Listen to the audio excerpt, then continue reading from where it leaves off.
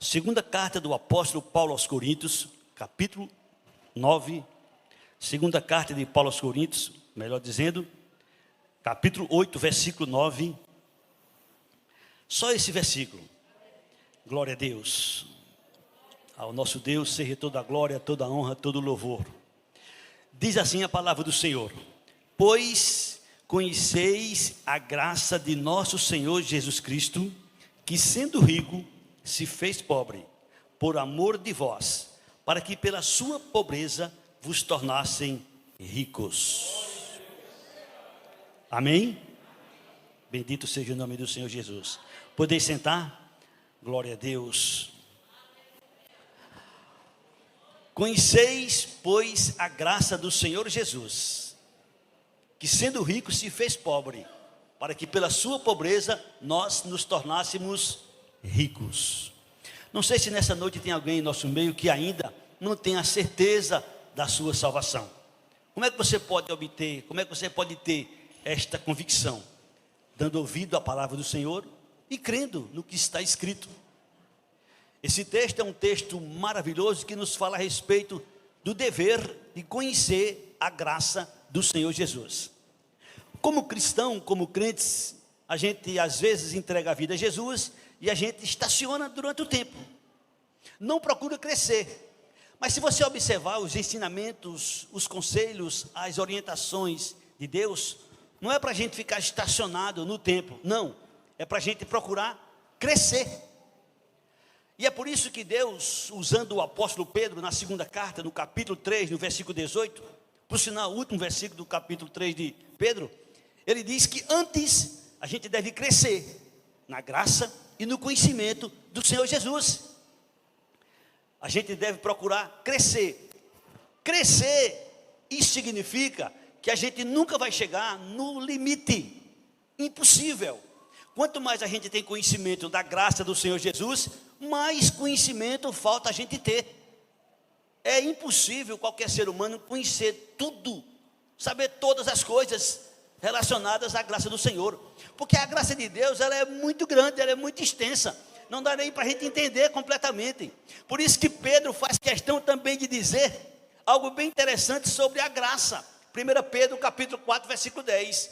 Ele diz que a graça do Senhor, ela chama-se multiforme graça. Ou seja, ela se manifesta, ela se revela de diversas maneiras, que é impossível a gente ter esse conhecimento total e absoluto.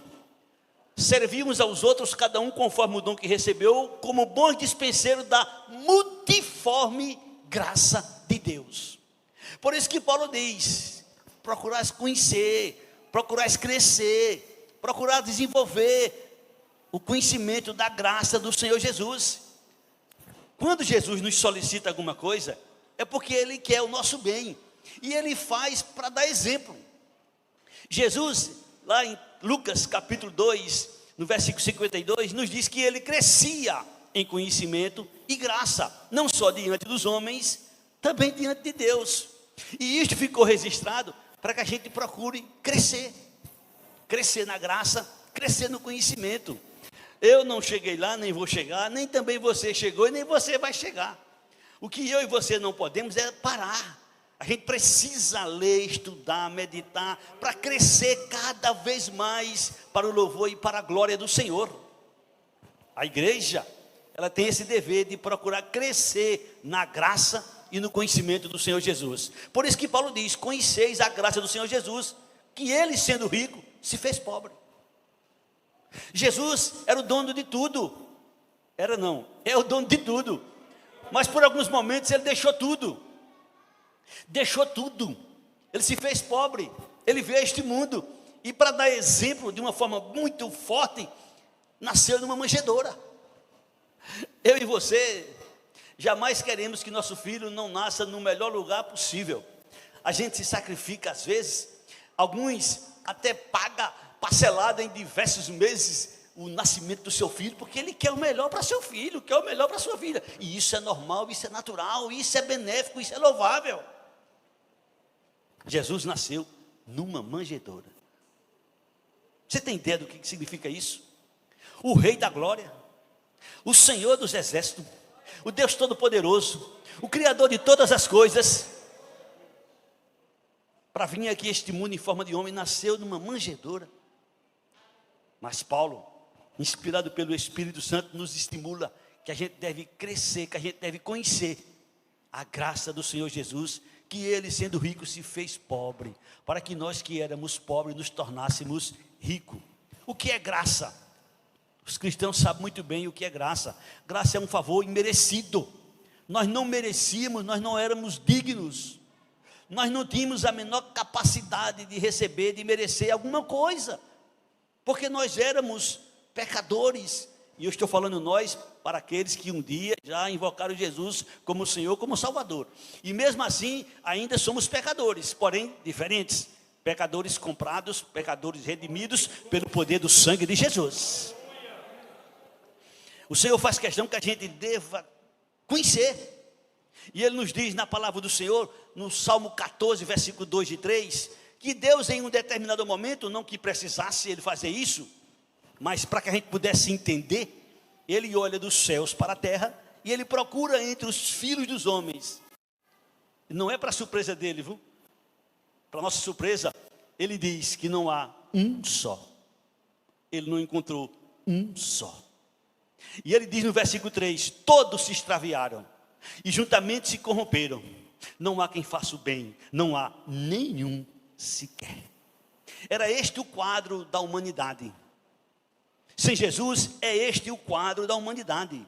Não há um só justo, não há um só sequer. Você tem ideia do que significa isso? O ser humano está perdido. Se não fosse a graça do Senhor Jesus, nós estávamos perdidos. E Deus faz questão de usar o apóstolo Paulo para que diga também as mesmas palavras. Romanos 3, a partir do versículo 9 até o 12. Ele nos mostra que não há diferença nenhuma entre judeus, entre gregos. Todos estão no mesmo patamar. Todos são pecadores. Que se conclui? Temos nós qualquer vantagem? Não, de forma nenhuma. Pois já temos demonstrado que todos, tanto judeus como gregos, estão debaixo do pecado. Versículo seguinte. Como está escrito, não há justo nenhum sequer. Versículo seguinte. Não há quem entenda, não há quem busque a Deus. Essa é a situação do homem sem Jesus. Se não fosse a graça de Deus, se não fosse sua maravilhosa graça, que nas palavras do salmista, no capítulo 63, no versículo 3, ele diz, a tua graça é melhor do que a vida, por isso os meus lábios te louvam. Se não fosse a graça do Senhor, se não fosse a misericórdia do Senhor, nós estávamos perdidos. Mas o Senhor diz, conheceis a graça do Senhor Jesus, que Ele sendo rico se fez pobre, para que pela sua pobreza nós nos tornássemos ricos. E Deus, com a sua maravilhosa graça, Ele nos prepara um banquete especial, onde Ele faz um convite de uma forma maravilhosa, onde Ele convida a todas as pessoas na face da terra que têm vontade, que desejam, que almejam, porque aqui para nós, há muitas pessoas no mundo que querem a salvação, que estão em busca da salvação. O porquê de tantas religiões? O porquê de tantas religiões? Porque as pessoas estão sedentas, estão carentes, estão querendo, porém não estão batendo na porta certa. Estão buscando nas fontes que não é a fonte correta. A fonte correta, a porta correta chama-se Jesus. Ele disse, eu sou a porta, quem entrar por mim entrará, sairá e achará pastagem. Jesus é o único, Jesus é aquele que era rico, se fez pobre. E quando a gente leva para uma outra linguagem, a gente pode entender que ele está falando que ele era rico, rico de justiça, rico de santidade, rico de perfeição, rico que não tinha defeito. Jesus era santo, santo, santo, santo, continua sendo santo, santo, santo, embora que por algum momento, isso talvez seja um impacto para muitos, mas por algum momento ele deixou de ser santo, santo, santo, não porque ele teve pecado, não porque ele cometeu pecado, mas porque ele levou sobre si o meu, o seu, os nossos pecados.